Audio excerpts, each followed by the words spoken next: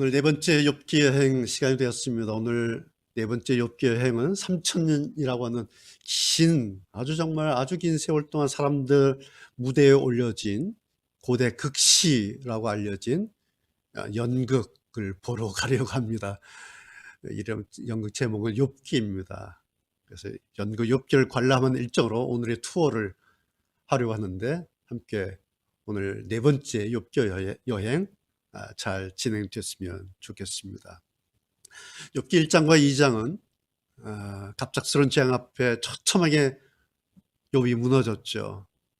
그럼에도 불구하고, 그 엄청난 재앙에도 불구하고 자기의 신앙을 끝까지 멋지게 드러낸 그런 욥을 지난 1장과 2장에서 우리가 만나볼 수 있었습니다.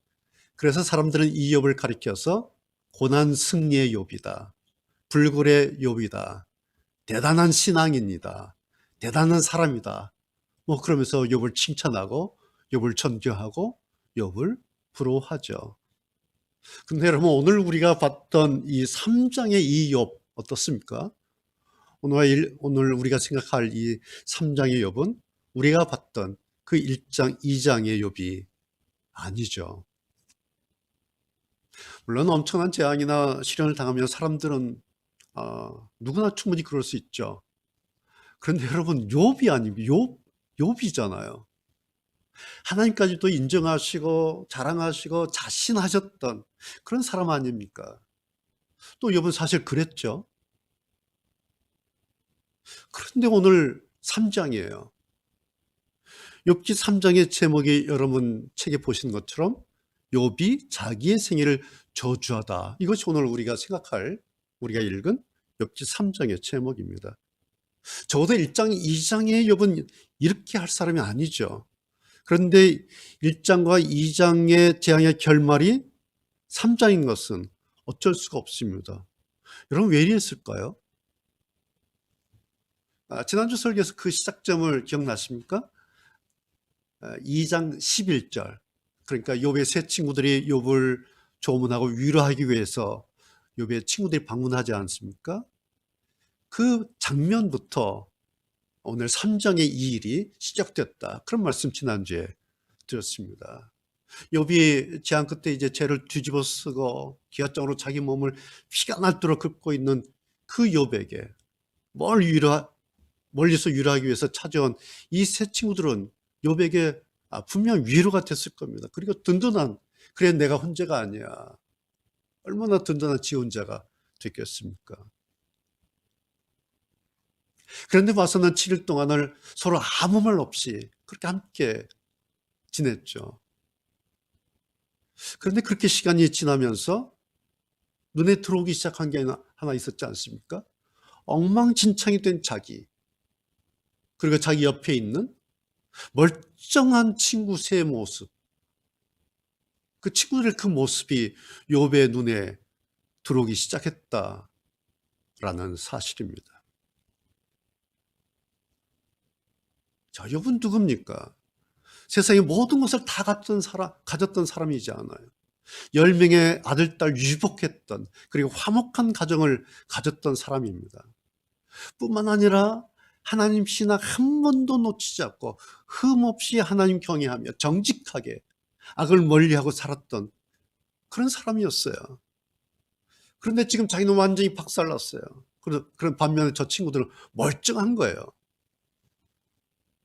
자, 불과 얼마 전까지만 해도 자기 몸 팍팍 긁느라고 사실 욥이 보이는 게 없었죠. 그런데 어느 순간부터는 망한 자기와 멀쩡한 친구들이 눈에 보이기 시작했다라는 것입니다. 보니까 1대 3이에요. 욥이 본 그것들이 욥의 생각 속을 서서히 파고들기 시작합니다. 그러면서 천하의 이 욥도 결국에는 무너지기 시작합니다. 이것이 3장입니다. 그리고 그 시작점이 2장 11절이다. 이것이 지난주 끄트머리 말씀 내용이죠. 제가 이렇게 해석하고 말씀을 드렸네요. 여러분 생각하실 때에 저희 이런 해석이 논리적으로 타당해 보이십니까? 아니면 좀 아우 목사님 좀 억지로 갖다 붙이신다 그렇게 보십니까? 이런 생각은 어떠세요? 욥기가 시가서죠. 노래, 시입니다.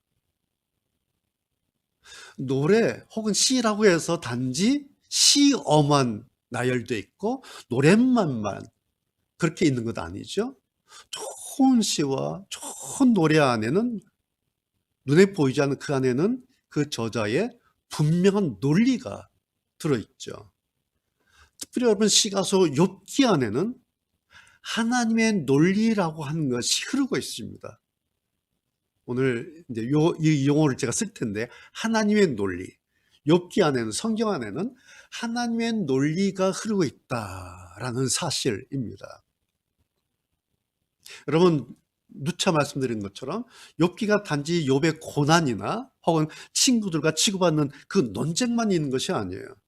욥기는 욥의 이야기라기보다는 성경이고 그래서 창세기부터 요한계시록까지 모든 성경은 하나님의 논리를 가지고 점차적으로 진행되고 있다라는 사실입니다. 이것을 성경의 점진성이다. 성경이 점점점 나아간다. 그렇게 말을 합니다. 그리고 이것을 가능케 하는 것이 하나가 있는데 그것이 바로 성경 안에 유유히 흐르고 있는 하나님의 논리라고 하는 것입니다. 제가 이제 어떤 책을 이제 선택했어요. 일단 강해 설교를 이렇게 하게 되면요. 강해 설교가 시작되면 그때부터는요. 저는 그 주일의 설교 본문만을 읽어요. 무슨 말씀이냐면 그 다음 본문을 읽잖아요. 오늘 3장까지잖아요. 그럼 3장까지만 읽어요. 제가 욥기 4장 안 읽어요. 이렇게 펼쳐줘도 그냥 덮어버려요. 일부러 안 읽으려고. 그래서 어떨 때는 보면 목사인데 제가 일주일 내내 5절만 읽고 묵상하고 끝내는 한 주간 있을 때가 있어요. 왜? 그 주간은 본문이 5절이거든요. 그럼 저는 5절만 읽어요. 그러면서 설교 준비를 합니다. 물론 강해가 시작되기 전에는 그 성경 전체를 몇 차례씩 물론 읽죠. 제가 지금까지 15년 동안 강해 설교를 그렇게 해왔어요. 그런데요, 그동안 뒤에 가서 강해 설교가 진행되면서 설교가 충돌되거나 설교가 서로 엉킨 적이 지금까지 한 번도 없어요.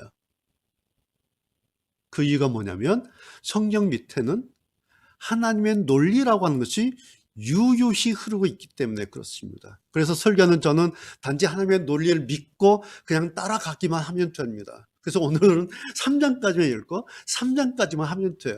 그 다음은 또 다음에 읽고 또 따라가면 됩니다. 그래서 여러분 우리가 지금 하는 것처럼 욥기도 이 여행처럼 해도 되는 겁니다. 이것이 지금 우리가 하고 있는 오늘 4번째죠. 하나님 마음 찾아가는 욥기 여행이다. 욥기를 여행하듯이 그렇게 1장 따라가고 2장 따라가고 그렇게 오늘 이제 3장까지 이렇게 오는 겁니다. 여행 그러니까 20세기 최대의 작가 중 한 사람 꼽히는 마르셀 프루스트 소설가 마르셀 프루스트가 이런 얘기를 해요. 여행이란 새로운 풍경을 찾는 것이 아니라 새로운 시선을 갖는 것이다. 멋진 말이죠. 다시 한번 말씀드릴까요? 여행이란 새로운 풍경을 찾는 것이 아니라 우리가 흔히 여행 가면 새로운 거 보려고 가잖아요. 근데 프루스트는 이렇게 말해요. 여행은 새로운 풍경을 찾는 것이 아니라 새로운 시선을 갖는 것이다. 멋진 말이죠.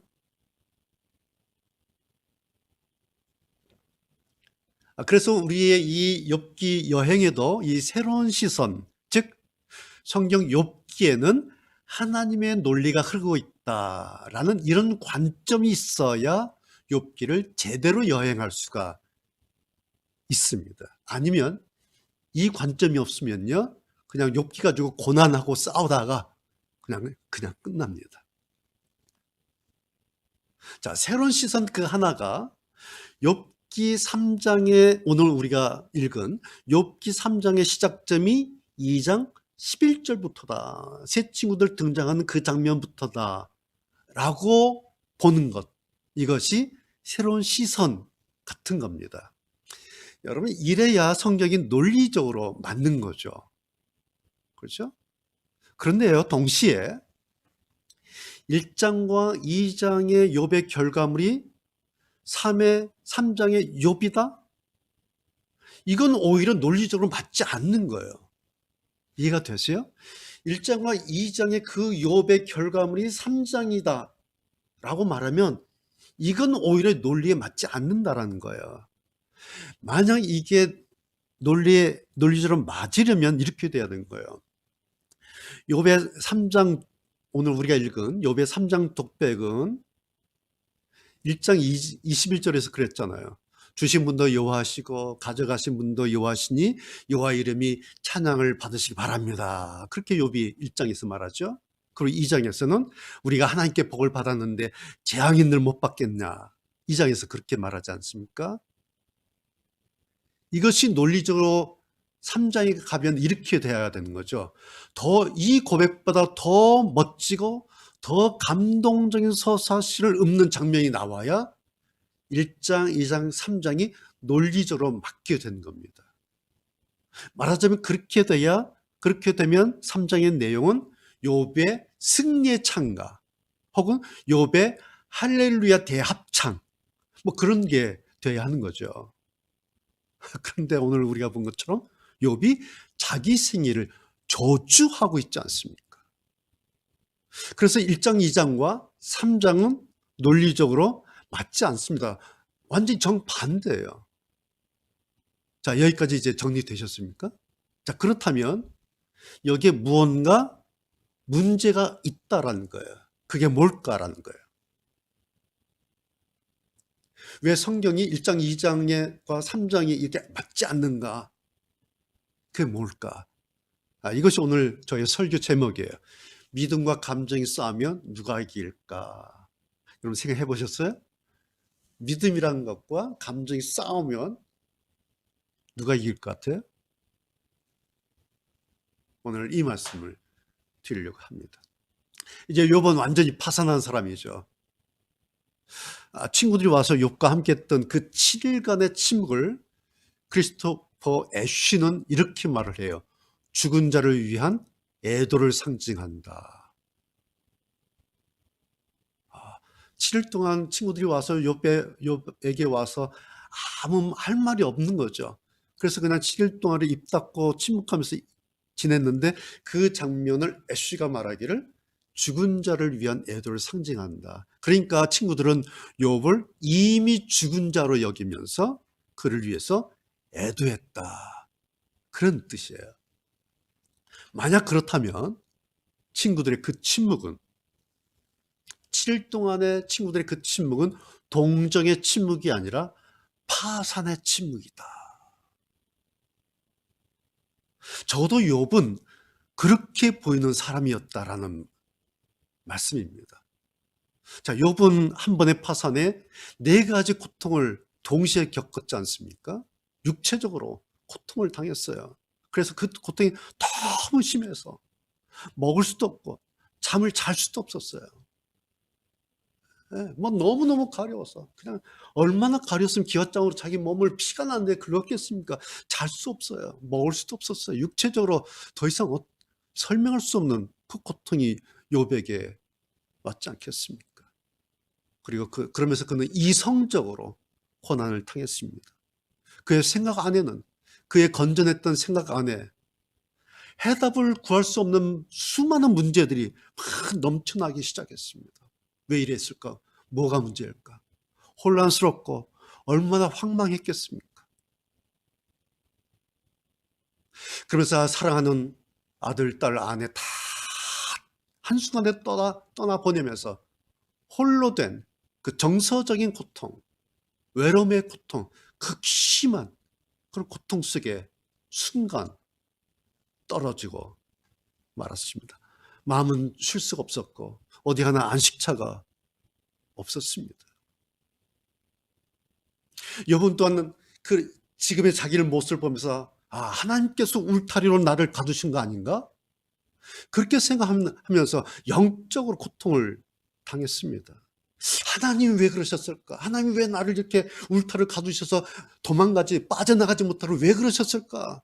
라는 영적인 고통까지 겪어야 했습니다.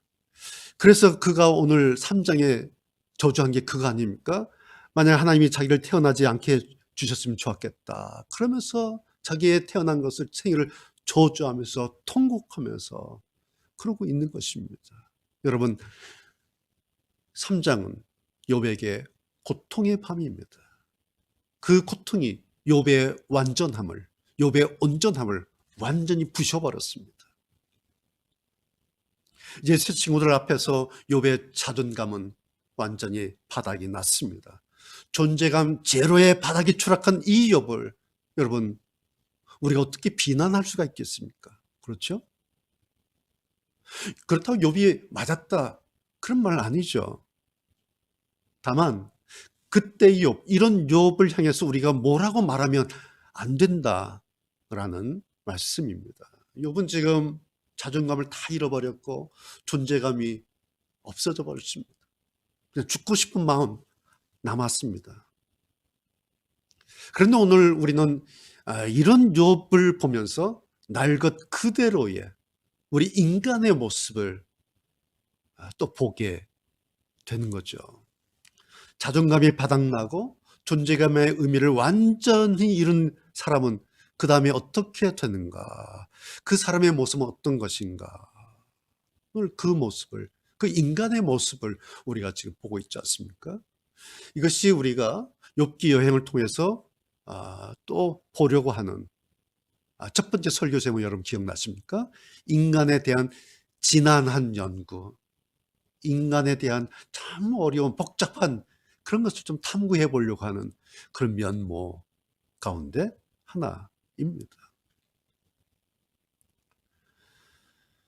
자, 이제 4절에서 욥이 그러죠. 그날이 어둠에 가려 하나님께서 그날을 찾지 않으시고 빛도 그날의 광채를 바라지 않았더라며.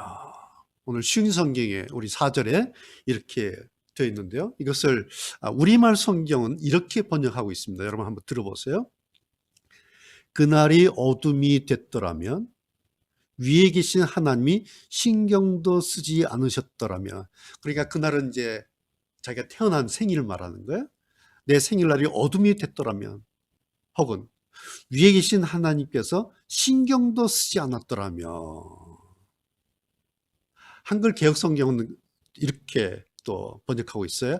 하나님이 위에서 돌아보지 마셨더라면, 않았더라면이 아니라 하나님이 위에서 돌아보지 마셨더라면, 이렇게 번역하고 있어요. 4절을. 여러분 이게 무슨 뜻이에요? 위에 계신, 이런 뉘앙스야. 위에서 도대체 뭐 하고 계신 거예요? 내가 이 지경 되도록. 욥이 지금 잿더미에서 팍팍 긁으면서 긁다가 슬쩍 하늘 보면서 아이 참, 위에서 도대체 뭐 하고 계신 거예요? 내가 지금 이 모양 됐는데. 이런 장면, 이런 얘기. 하나님을 힐난하고 있어요. 욥이 트집을 잡아서 막 묻고 따지는, 위에 계신. 그러면서 이렇게 말해요. 하나님이 신경도 쓰지 않았더라면. 거꾸로 말하면 무슨 말이겠어요? 뭐? 하나님이 나를 지켜주시고, 뭐? 하나님이 나한테 복을 주셨다고? 아이고, 차라리 그냥 놔두시지. 그런 거예요. 하나님이 나한테 신경 끄시지. 그랬으면 좋았을 텐데. 그런 얘기를 하는 거예요, 욥이. 하나님이 신경도 쓰지 않으셨더라.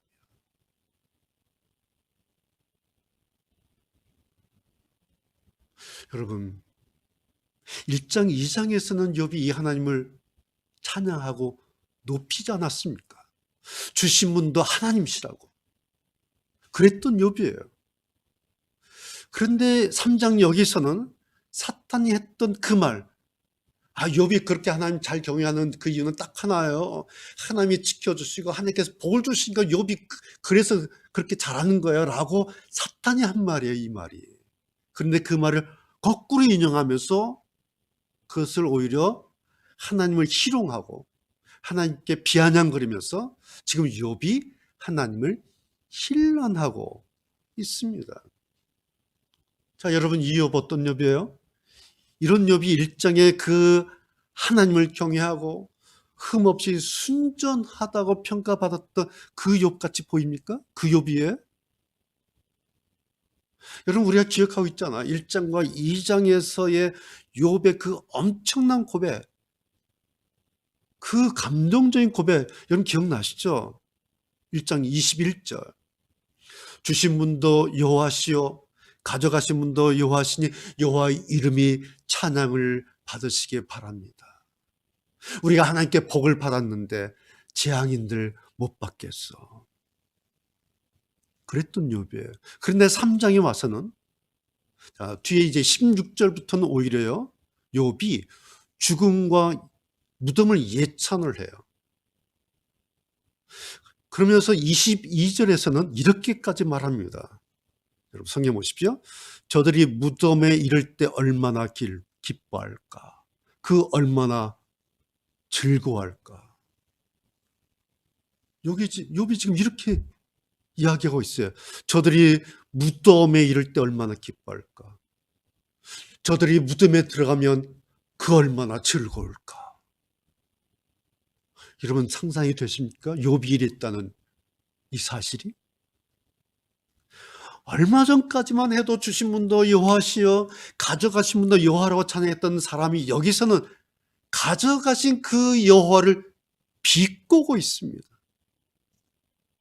재앙까지도 받을 수 있다 그렇게 말했던 사람이 여기서는 아이고 나 죽는 걸 보니 좋아요? 이 걸 보니 재밌어요? 욥이 지금 그렇게 하나님을 비꼬고 비아냥거리고 있는 거예요.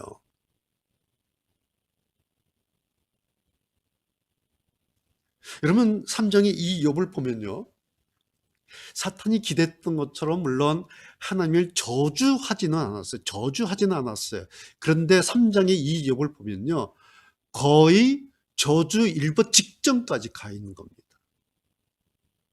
저주 직전까지 간 겁니다. 그래서 이랬던 욥은, 3장에 이랬던 욥은 우리가 1장과 2장에서 봤던 그 욥도 아니고 논리적으로도 이런 결과로 나오면 안 되는 겁니다. 3장이. 결국 우리는 3장에 와서 성경에 흐르고 있는 하나님의 논리가 욥한테서 여지없이 비틀려지고 있다는 사실을 오늘 지금 우리가 보고 있는 겁니다. 하나님의 논리가 점진적으로 이렇게 진행되어 갔는데 3장에 와서 욥에 의해서 하나님의 논리가 비틀어지고 있는 그 현장이 3장이에요. 여러분 이런 모습의 욥은 우리가 알고 있는 하나님을 경외했다는 그 욥이 아니죠. 한술 더 떠서 하나님을 향해 항의도 합니다. 23절 이렇게 말해요. 아무 미래가 없이 비탄에 빠져 일생을 살아갈 자에게 왜 생명을 주셨는가. 쉬운 성경은 조금 번역이 어렵게 돼 있는데 새번역 성경 번역 보면 아주 이렇게 분명하게 돼 있어요. 어찌하여 하나님은 길 잃은 사람을 붙잡아 놓으시고 사방으로 그 길을 막으시는가. 욥이 이렇게 말하는 거예요. 왜 하나님은 길을 잃은 사람을 붙잡아 놓으시고 이렇게 가둬버리고 그리고 사방으로 그 길을 막으시는가. 빠져나가지 못하게, 도망쳐 가지 못하게. 왜 하나님 왜 그러시는 거야. 이게 23절 그런 뜻이에요. 자, 여러분 생각해 보세요. 기억나십니까? 1장 10절에서 사탄이 그렇게 말하죠. 아까 나왔는데 욥이 하나님 그렇게 잘 믿는 이유는 뻔해요. 그거는 다른 게 아니라 하나님께서 울타리를 쫙 쳐주셔서 그 울타리 안에서 욥을 지켜주시고 그 울타리 안에 하나님께서 복을 주시니까 욥이 하나님 잘 믿는 거예요. 그렇게 사탄이 말했던 그 하나님의 울타리예요. 그것을 여기서는 욥이 오히려 은근히 비꼬는 거예요. 그러면서 뭐라고 비꼬냐니까, 왜 나를 이렇게 울타리에 꼭꼭 가둬놓고 아무것도 하지 못하게, 왜 나를 이렇게 가둬놓고 이 고통에서 빠져나가지 못하게 왜 나를 막아요? 그러면서 하나님께 막 종주먹을 내미는 그런 거예요. 여러분, 이런 욥, 여러분 이해가 되십니까? 이 장면이 여러분 상상이 되세요? 1장, 2장의 욥이 이랬다는 거 여러분 어떻게 생각이 되십니까? 같은 용어로는 같은 하나님의 울타리, 내용이 그 용어는 같아요. 하나님의 울타리 같아요. 그런데 오히려 사탄은요, 하나님의 울타리라고 하는 것을 보호의 개념, 하나님께서 보호하신다, 그런 개념으로 사탄이 사용한 거예요. 하나님의 울타리라는 얘기를, 용어를. 그런데 욥은 오히려 그것을 방해하는 것, 가둬놓고 자유하지 못하도록 꼭꼭 이렇게 막는 것, 방해하는 것, 그렇게 말하고 있다는 거예요, 지금. 여러분, 이런 욥이 1장과 2장에 있어요. 그 욥입니까?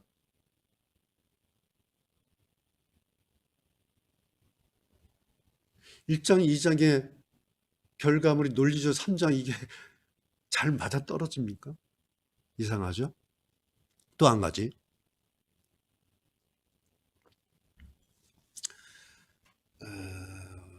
그때나 지금이나 동서양을 막론하고 절대로 손대지 말아야 할 것 하나를 욥이 무참히 건드리고 있어요.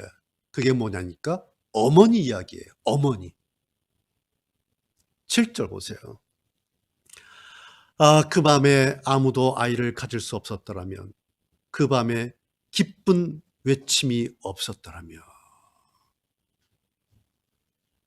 그 밤에 아무도 이 세상에 어머니들이 아이를 가질 수 없다면 좋았을 텐데 왜 우리 엄마 나를 가졌을까? 왜 나를 낳았을까?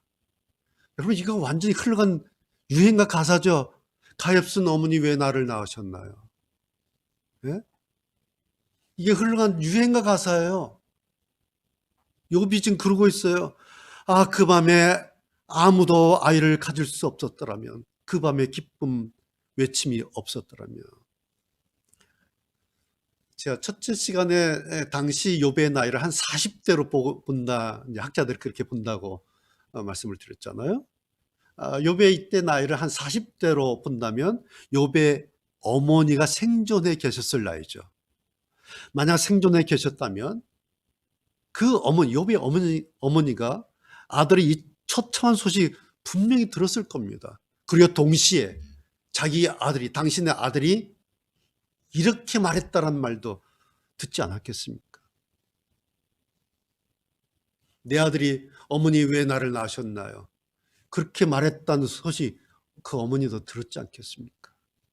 여러분, 그러면 그 어머니는 도대체 어떻게 되는 겁니까? 어머니한테 욥은 정말 몹쓸 짓을 한 겁니다. 10절부터 보세요. 나를 낳던 어머니의 자궁문이 열리지 않았더라면, 내가 어머니의 배에서 죽어 나왔더라면, 어찌하여 어머니의 두 무릎이 나를 받았던가? 어찌하여 어머니의 가슴이 나에게 젖을 먹였던가?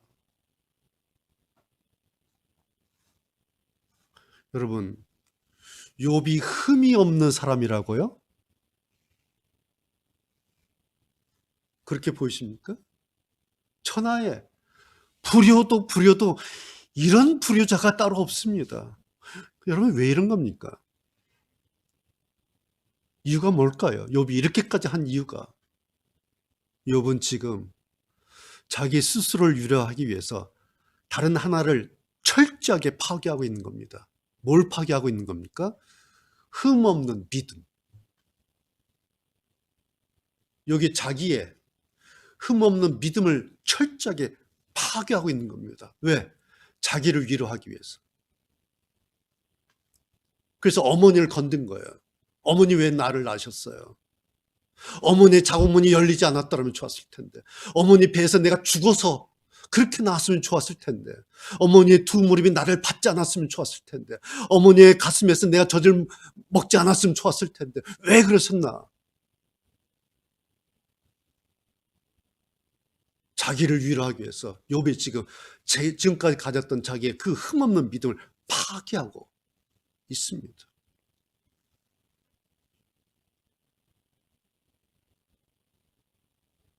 자기의 지금을 감당할 수 없는 그 마음과 자기의 그 감정을 어쩌지 못해서 지금까지 가졌던 그 믿음을 처절하게 파괴하고 있는 이 장면, 이것이 어머니를 들먹이고 있는 장면이에요. 그러면서 5번이나 욥이 어찌하여 그럽니다. 어찌하여 어머니의 두 무릎이 나를 받았던가, 어찌하여 어머니의 가슴이 나에게 젖을 먹였던가, 어찌하여 나는 죽은 채 태어나 빛을 보지 못한 아기처럼 묻히지 못했던가, 어찌하여 비참한 사람에게 빛이 주어졌는가, 어찌하여 마음이 괴로운 자에게 생명이 주어졌는가. 여러분, 이만큼 욥에게는 마음의 분노가 컸습니다. 당연하죠. 그런데 이 욥은 우리가 봤던 그 욥 1장 2장의 결과물이 결코 아닙니다. 논리적으로 전혀 맞지가 않습니다. 여러분, 왜 그랬을까요? 일단은 욥에게 재앙이 닥치자 평상시에는 하나님 쪽으로 별 문제 없이 잘 작동하고 있었던 욥의 그 생각 채널이 있었죠. 평상시에는 채널이 잘 작동하고 있었어요. 그런데 재앙이 닥치면서, 고난이 찾아오면서 그동안 없었던 판단이 생겼습니다. 그동안 없었던 생각들이 작동되기 시작한 겁니다. 물론 화가 나서 홧김에 그랬을 거예요. 그러면서 죽음까지 미화시키고 죽음을 예찬하기까지 하고 있습니다. 우리가 읽은 3장 전체가 자기 생일, 즉 자기의 태어남을 저주하면서, 그리고 16절부터는 아예 죽음 그리고 무덤, 이것을 욥이 마지막 파라다이스다. 죽음이라고 하는 것은, 무덤은 우리가 만날 마지막 파라다이스다. 그렇게 그리고 있는 겁니다. 그래서 이렇게 말하죠. 그곳에서는 죽음이에요. 무덤에서는 악인이 날뛰지 못하고 피곤한 자들이 휴식을 얻나니 포로들도 마음 놓고 더 이상 혹사시키는 주인들의 고함 소리도 들리지 않는구나. 그곳에서는 보통 사람이나 위대한 사람이나 다 똑같으며 종이 자기 주인으로부터 자유롭다. 무덤 안에 들어가면 이렇게 된다는 거. 무덤이 이렇다라는 얘기예요, 지금. 여러분, 이게 죽음의 세계입니까? 아니면 천국 모습입니까? 욥이 말한 이 이야기가 죽음의 세계를 말하는 겁니까? 아니면 천국을 말하고 있습니까? 그런데 이 죽음의 세계가 욥은 천국이다. 그렇게 지금 말하고 있는 거예요. 무덤이 천국이다. 왜요? 죽음과 무덤의 세계는 더 이상 악인들이 날뛰지 못한 곳이다. 그거예요. 여러분, 무슨 뜻입니까? 욥이 이렇게 말하는 거예요. 내가 사는 이 세상은, 지금 이 세상은 악인들이 날뛰는 곳이다. 그러면서 욥이 자기의 이 세상을 저주하고 있습니다. 악인들이 날뛰는 이 세상에서 나는 그 악인들의 피해자다. 그 악인들 때문에, 그놈들 때문에 내가 지금 이 꼴이 됐다. 나는 피해자다. 저놈들 죽여야지. 악인들. 그게 이 세상이야. 그런데 무덤은, 죽음은 이게 없어지는 거야. 그렇게 욥이 지금 말하고 있습니다.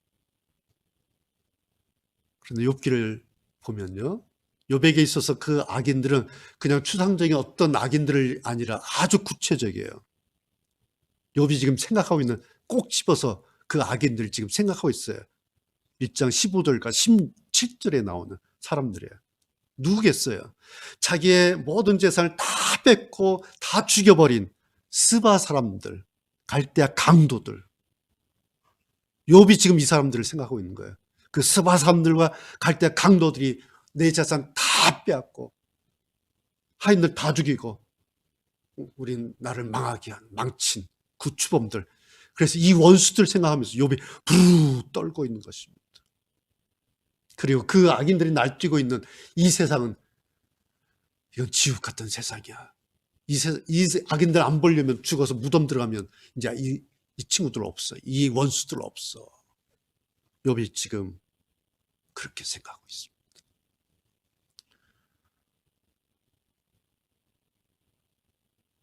참 기가 막히죠. 우리가 기대했던 욥을 생각하면.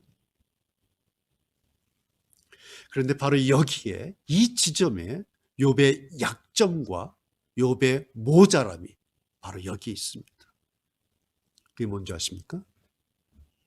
지금 욥이, 천하의 욥이 모르고 있는 사실이 딱 하나가 있어요.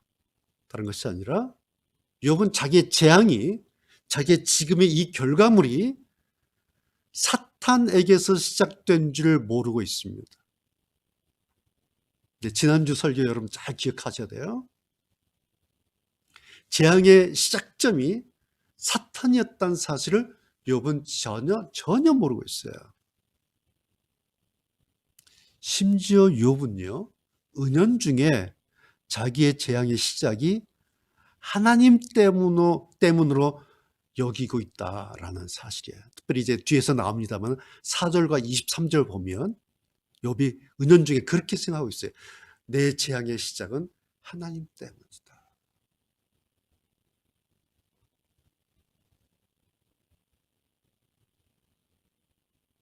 그러나 다시 확인해 말씀드리지만 재앙의 주범은 사탄이에요. 재앙의 시작은 사탄이 합니다.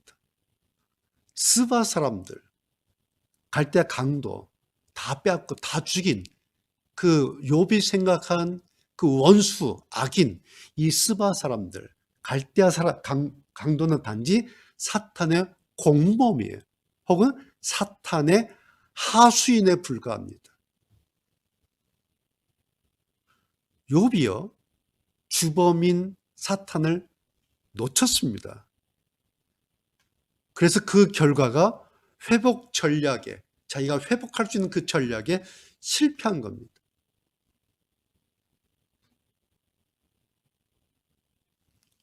여러분 지난주 설교 잘 기억하세요? 만약 욥이 자기 재앙을 시작한 놈이 사탄이었다 라는 사실을 만약 욥이 알았다면, 이 사탄이라는 놈을 어떻게 할 것인가, 그러면서 하나님께 의지하면서 하나님 어떻게 하죠? 이 사탄 놈이 어떻게 하죠? 라고 하나님을 의지하고 하나님께 물으면서 하나님께 피할 길을 구했을 것입니다. 하나님께 이 놈을 어떻게 할 것인가, 이 문제를 어떻게 할 것인가.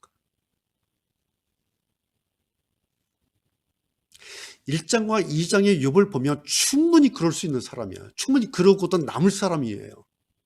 왜요? 욥은 항상 하나님 생각하면서 살았던 사람 아닙니까? 그래서 그 재앙 속에서라도 한 가닥 소망과 한 가닥 희망의 끈을 그렇게 잡았을 겁니다. 사탄이라는 존재가 시작했다는 것을 알면 하나님 생각하면서 하나님 어떻게 하죠? 이거 어떻게 하죠? 그러면서 그 욥의 전략이 세워졌을 겁니다. 그런데 사탄은 놓치고 다 죽이고 떠난 스바 사람들, 그 갈대아 강도들 생각에만. 그런데 여러분, 이 사람들은 다 죽이고 다 훔치고 갔어요. 지금 룰루랄라 휘파람 불고요, 욥의 재산 다 뺏어서 갔어요. 자기 고향 땅으로요. 만날 수도 없어요. 이제 이 사람들 어디서 사는지도 몰라요. 즉 과거의 사람들이에요. 과거가 됐어요. 이 사람들은 나에게서 떠난 과거예요. 스바 사람, 갈대아 강도들. 그런데 지금 욥은 보세요. 욥은 사탄 놓쳤어요. 그리고 붙잡은 게 있어요. 뭐예요? 과거를 붙잡고 있어요. 다 떠나가 없는데 이제 어떻게 할 수가 없어요. 갔어요. 그러면서 3장 그 잿더미에서 빡빡 긁고 있으니까 저쪽에서 사탄이란 놈이 그 장면 보고 휘파람 불고 있는 겁니다. 그리고 하나님은 아무것도 시작할 수 없는 상황이 되고 만 거예요. 여러분, 누가 이런 전략을 만든 겁니까? 욥 자신입니다. 그래서 욥기가 42장까지 욥기가 그렇게 길어진 겁니다. 아니면요, 오늘 3장에서 욥기가 끝난 겁니다. 아세요? 이 사실을 알았으면 욥이 3장에서 1장, 2장 그렇게 고백하고 3장에서 할렐루야 대합창 쫙 부르고요. 끝나는 거예요. 더 이상 볼 거 없잖아요. 그럼 하나님께서 회복시켜주고 끝나는 겁니다. 근데 욥에게 전략 미스가 발생했어요. 저쪽에서 사탄은 휘파람 불고 있고요. 하나님께서는 아무것도 할 수가 없어요. 이런 전략을 욥 스스로가 만들었다라는 사실입니다. 그런데 여러분, 이제 더 중요한 거, 욥이 왜 이랬을까라는 거예요. 욥이, 천하의 그 욥이 왜 이런 전략을 세웠을까? 이유는 딱 하나예요. 말씀드린 것처럼. 욥도 자기 재앙의 시작을 사탄이 아니라 하나님으로 보고 있기 때문에 그렇습니다. 우리 모든 거의 많은 믿은 그리스도인들이 넘어가는 지점이 바로 이 지점이에요. 놓치고 있는 지점이 바로 이 지점이에요. 내 재앙의 시작이 사탄이 아니라 하나님이다라고 은연중에 이렇게 생각하고 있는 거예요. 하나님 때문에. 하나님이 나를 막으셔서, 하나님이 나에게 복을 안 주셔서, 하나님이 나를 안 지켜주셔서, 하나님이 어때서, 아이, 하나님 때문에. 그러니까 욥도 나중에 아이, 하나님 신경 끄세요. 이렇게 나오는 거예요. 그 증거가 23절입니다. 욥도 하나님 믿은 세월이 있잖아요. 그러니까 욥도 직접 대놓고 말은 못하고 애둘러서 말하잖아요. 네. 하나님 왜 사람을 붙잡아 놓으시고 또 빠져나가게 못하게 이렇게 막으시는가. 그렇게 말하고 있어요, 욥이. 여러분, 3장 전체, 오늘 3장 전체를 이렇게 천천히 읽어보면요. 예배 끝나고 여러분 한번 3장 다시 읽어보세요. 3장을 읽어보면 욥이 자기 재앙을 사탄 때문이라고 생각하는 구절이 전혀 없어요. 오히려 욥이 하나님 탓을 하고 있어요.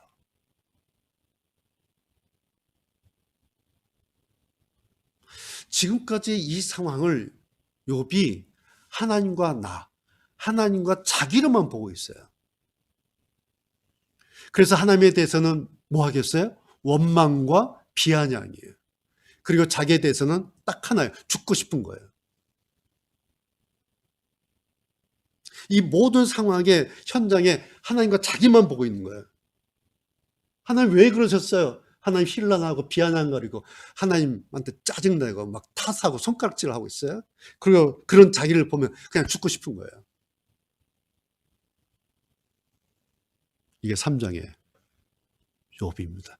바로 이 장면을 사탄이 저쪽 구석에 숨어서요, 몰래 훔쳐보면서 얼마나 통쾌했겠습니까?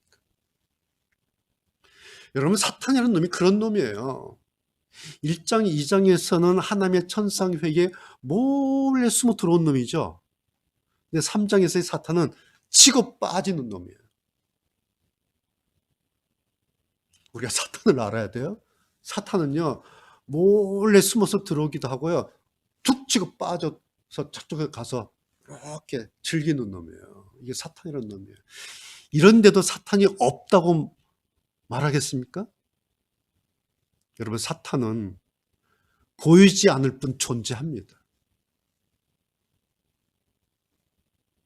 사탄은요, 그렇게 저 구석에 숨어서요, 사탄이 우리를 건드리는 영역이 하나가 있어요. 하나를 탁 건드려요. 그게 뭐냐니까 우리의 감정의 영역을 건드려요. 이게 사탄의 공격 포인트예요. 딱 하나요. 감정의 영역을 탁 건드려요.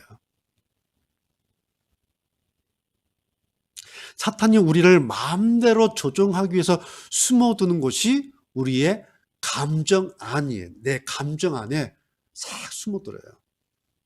물론 우리가 평상시에는 좋은 감정도 있고 아름다운 감정, 그리고 감사와 기쁨이 넘치는 그런 행복한 감정도 있죠. 하나님께서 우리에게 은혜를 베푸실 때 우리가 노래하고 감사하고 즐거운 감정, 기쁜 감정 많잖아요. 음악을 듣고 산책하면서 좋은 경치를 보면서 행복한 감정 우리가 많이 경험하죠. 그럴 때 그런 감정 우리에게 있어요. 그런데 사탄이라는 놈은요, 그 좋은 감정의 틈새를 비집고 들어와서 한 번에 그냥 넘어뜨려요. 한숨에 그냥 무너뜨립니다. 그 틈새를 비집고 들어와요.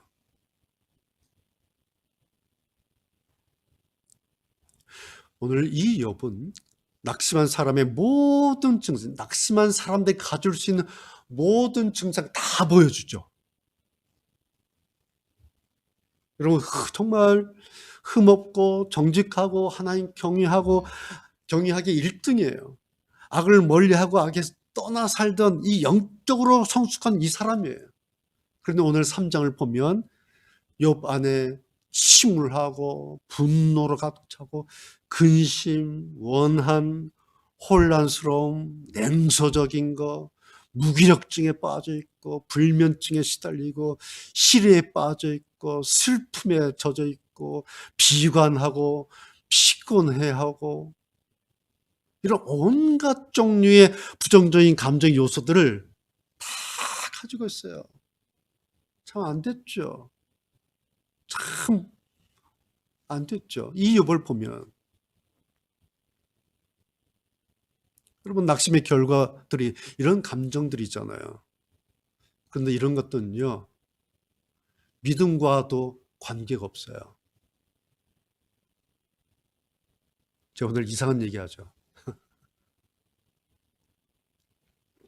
이런 거는 믿음하고 관계가 없는 거예요. 아까 우리가 찬송은 했는데요. 믿음이 이기네, 믿음이 이기네. 여러분, 믿음 하나면 다 이길 것 같습니까? 우리는요, 여러분이 했잖아, 우리는 천사가 아니에요. 우리는 사람이에요. 이거 알고 있어야 돼. 우리는 사람이에요. 나는 사람이에요.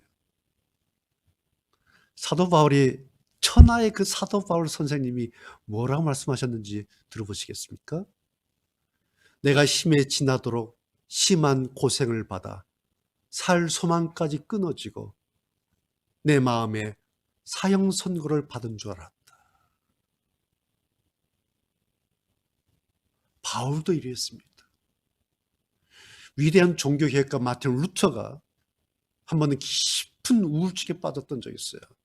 그 우울증 끝에 이렇게 쓴 적이 있습니다. 나는 일주일 이상 죽음과 지옥의 문턱 가까이 가 있었다. 나의 모든 사지가 떨렸다. 나는 그리스도를 완전히 잃어버렸다. 나는 절망적인 심정과 하나님에 대한 불경스러운 마음에 휘말렸다.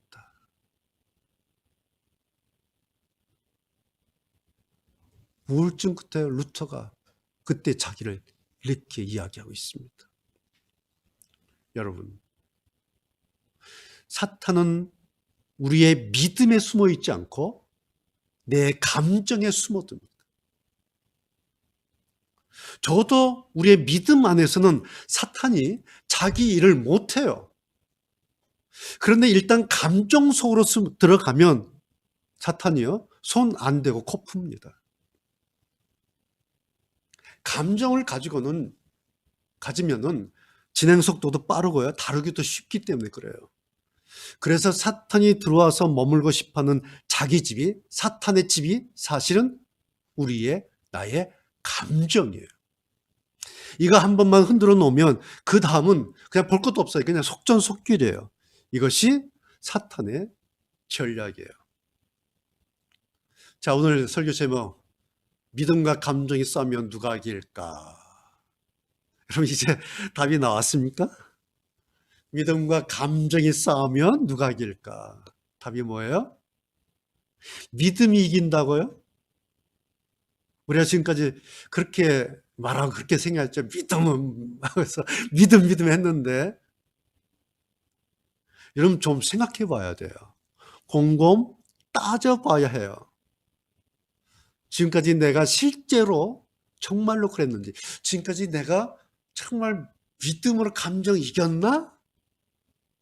실제로 그랬었나? 좀 따져봐야 합니다. 여러분 오늘 26절의 욥을 한번 보십시오. 결론 부분. 나에게는 평안도 쉼도 안식도 없이 고통만이 찾아오는구나. 이것이 욥의 결론이에요. 욥의 지금 상태, 욥의 지금의 결말이에요.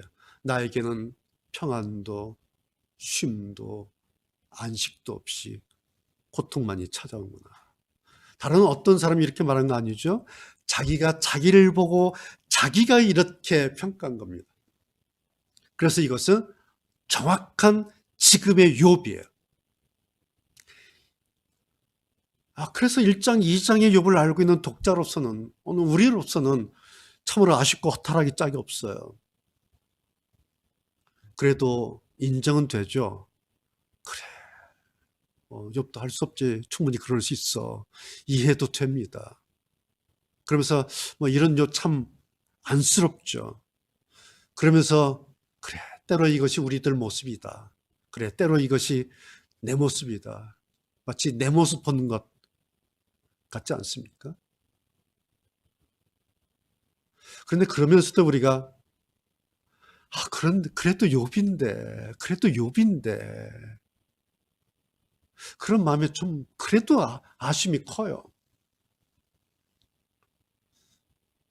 우리가 100불을 양보해서 만약에 욥에게 1장 22절과 2장 10절의 그 신앙, 혹은 그 신앙까지는 아니어도 적어도 그때 그 기억이 조금이라도 욥에게 남아있더라면, 1장과 2장에서 고백했던 그 기억이 조금이라도 욥에게 남아있더라면 3장에서 이렇게 자기 생일 저주하고 이러고 나서도 마지막에 결론부 끄트머리에 이렇게 한마디는 할 수 있지 않았을까?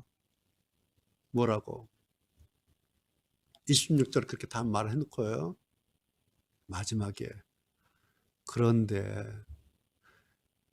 그러나 나에게는 하나님이 하실 일이 남아있어. 이렇게 말하지 않았을까? 비록 이렇게 됐지만 그러나 나에게는 하나님이 하실 일 남아있어. 만약에 1장과 2장에 그 고백의 기억이 조금, 그 하나님이 조금이라도 정말 남아있었다면 실컷 자기 생일 저주하고 마음대로 그렇게 해놓고 나서도 그런데 나에게는 하나님이 하실 일, 내 하나님 계시지. 그 하나님 뭔가 하시겠지. 그랬을지 몰라요. 그런데 결국 지금 그의 모든 감정들이, 분노와 억울하고 자포자기한 그런 모든 감정들이, 지금껏 가졌던 그의 모든 신앙의 생각들을 한 번에 그냥 지워버렸어요. 오늘 결론이 이겁니다. 욥의 감정이 욥의 신앙을 그냥 먹어버렸어요. 욥의 생각이 욥의 느낌에 지고 말았습니다. 욥의 이성적이고 신앙적인 그런 생각들이 지금의 지금의 감정들이 그냥 이겨먹었어요. 졌어요. 여러분 오늘 설교 제목 보시면서 문법적으로 좀 이상한 거 좀 보였습니까? 누가요, 누가. 이게 정확히 했다면 믿음과 감정이 싸우면 무엇이 이길까? 무엇이 이렇게 해야 맞는 거예요. 무엇이. 근데 제가 의도적으로요. 누가 그랬어요. 누가. 믿음과 감정이 싸우면 누가 이길까?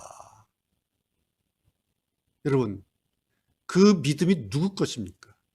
그 감정은 누구의 것이죠? 다 내 것이에요. 내 거. 내 믿음, 내 감정. 결국 그것은 단지 나의 어떤 것이 아니라 바로 나야, 나. 그 믿음도 나고 그 감정도 그게 나예요, 나.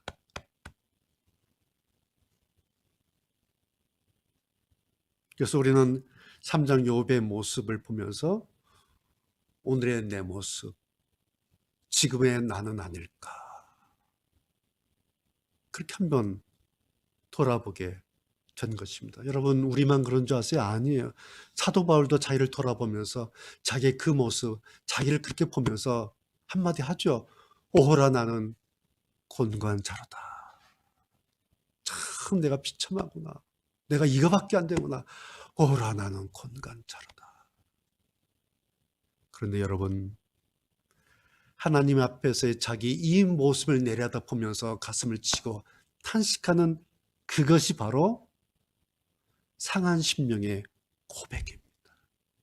상한 마음의 예배예요. 그러면 그 다음이 시작됩니다.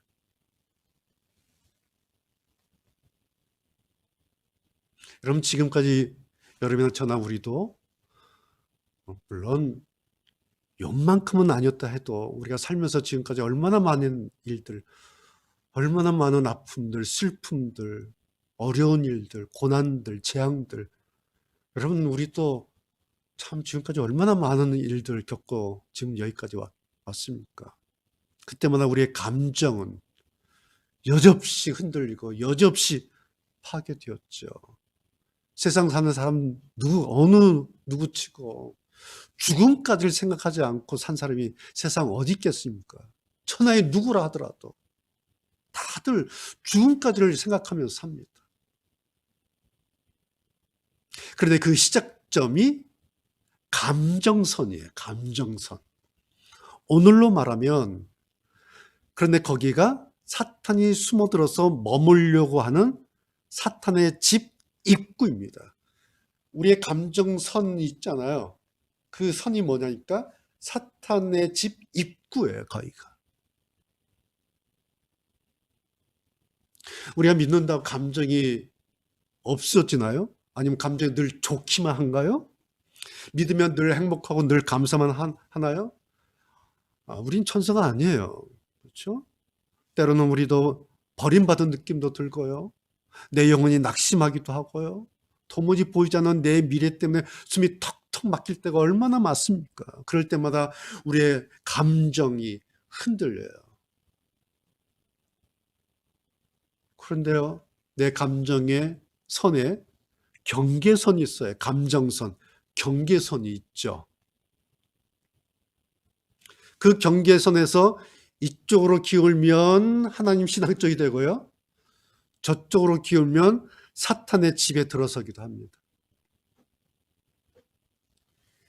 내 감정의 선에서 이쪽으로 기울 것인가 저쪽으로 기울 것인가 이것을 컨트롤하는 것이 우리의 의지예요. 의지. 이해가 되시죠? 감정 때문에 의지가 약해지고 무너지기도 하지만 우리에게는 감정만 있는 것이 아니라 의지라고 하는 것도 있습니다.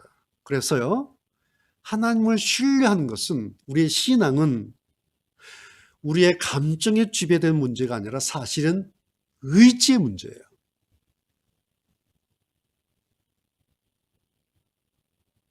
동의하십니까? 다시요. 우리 신앙의 문제는 신앙은 감정에 지배되는 문제가 아니라 내 의지의 문제다라는 거죠.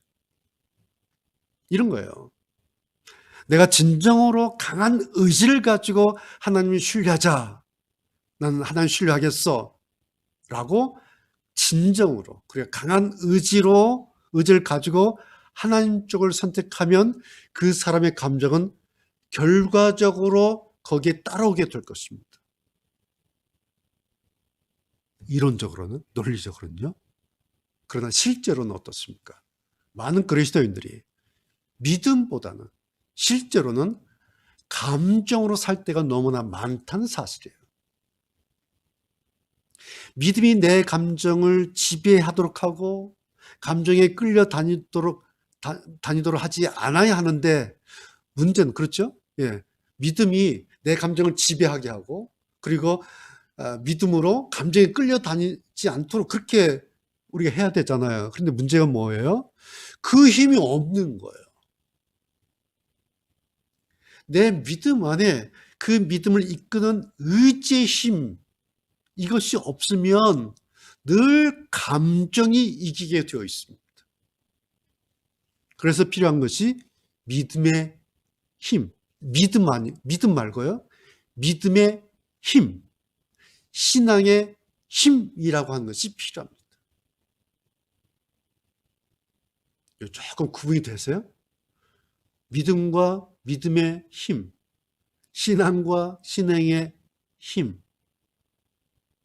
그래서 우리가 우리 교회 신앙 얘기할 때 세 번째 그 얘기하죠. 신앙은 신앙할 수 있는 힘이 있어야 신앙할 수 있다. 거꾸로 얘기하면 뭡니까? 신앙은 신앙할 수 있는 힘이 없으면 신앙할 수 없다예요. 신앙할 수 있는 힘이 없으면, 그 의지력이 없으면 신앙할 수 없어요. 이 의지력에 힘이 없으면 감정이 지배해버려요. 그래서 신앙할 수 없어요. 그래서 많은 그리스도인이 넘어지는 이유가 바로 이 지점 때문에 그렇습니다. 여러분, 다시 확인해서 말씀드리지만 믿음은 믿음으로 신앙으로 하는 것이 아닙니다. 오늘 또 장 목사 이상한 얘기 하는 거예요. 믿음은 믿음으로 신앙으로 하는 게 아니에요. 신앙은 신앙에 힘이 있어야, 신앙할 수 있는 힘이 있어야 신앙할 수 있는 겁니다. 그래서 늘 이거 점검해야 합니다. 나에게 이 힘이 있는가? 아니면 백발백중 감정이 내 신앙을 이겨먹습니다. 감정이 내 신앙을 덮어버립니다. 감정이 내 신앙을 덮어버립니다. 지워버립니다. 여러분, 그것이 오늘 3장의 욥이에요.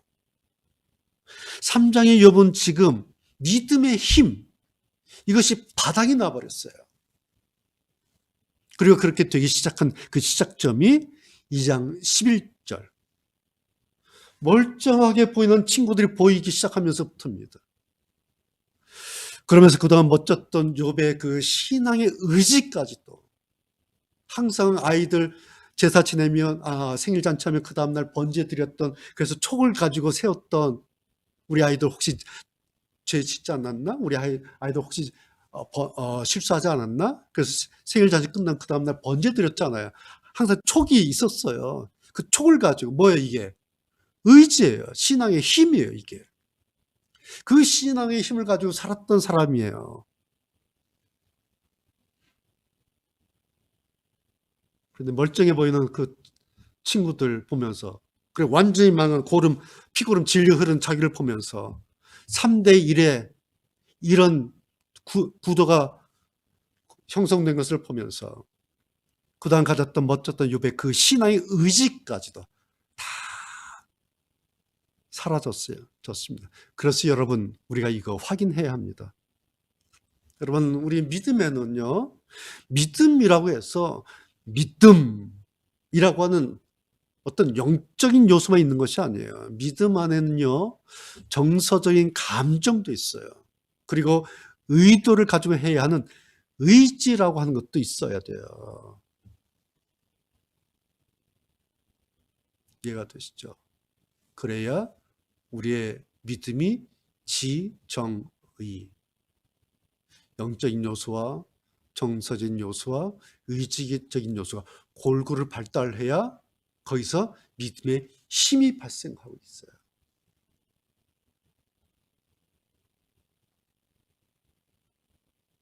사도 베드로가 오늘 우리에게 결론적으로 이렇게 권면합니다. 너희 믿음의 시련이 불로 연단하여도 없어질 것보다 더 귀하여 예수 그리스도에 나타나실 때에 칭찬과 영광과 존귀를 얻게 하려 함이라. 참 이 말씀 볼 때마다 아쉬운 게 하나가 있어요. 믿음의 시련이 처음에 나오잖아요. 그 다음에 곧장 끄트머리에 칭찬과 영광과 존귀. 너희들 믿음의 시련 당하면 칭찬과 영광과 존귀 얻게 될 거야. 이렇게 되면 얼마나 좋겠어요. 그런데 그 중간에 뭐가 있어요? 불러 연단하여도 이게 있는 거예요. 어쩌면 여보로 치면요, 이제 4장부터 친구들과의 논쟁이 시작되지 않습니까? 그 친구들과의 논쟁도 불로 연단하는 그런 과정이 될지 모릅니다. 그러면서 마지막 42장 회복의 결말에 마침내 이르게 되죠. 거기에 가야 비로소 칭찬과 영광과 존귀를 얻게 된다라는 것입니다. 자, 그래도 그나마 결말이 해피엔딩이잖아요. 40장 욥의 결말이. 오늘 3장은 정말 우리가 안타깝고 정말 아픈 장을 읽었는데, 그러나 욥의 결말이 해피엔딩이에요. 그래서 우리가 거기까지 가볼만 하지 않겠습니까? 오늘 욥기 여행은 여기까지입니다. 기도하시겠습니다.